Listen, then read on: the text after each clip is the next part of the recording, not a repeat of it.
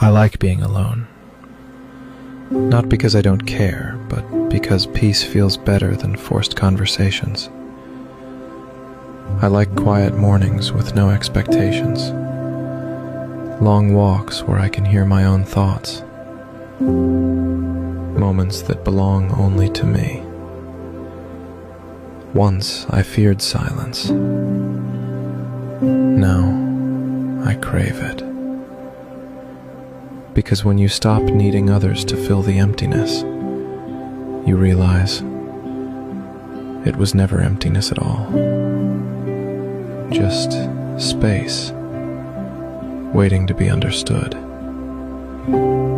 Solitude isn't loneliness, it's clarity. And in the quiet, I finally met the person I was always searching for. Myself.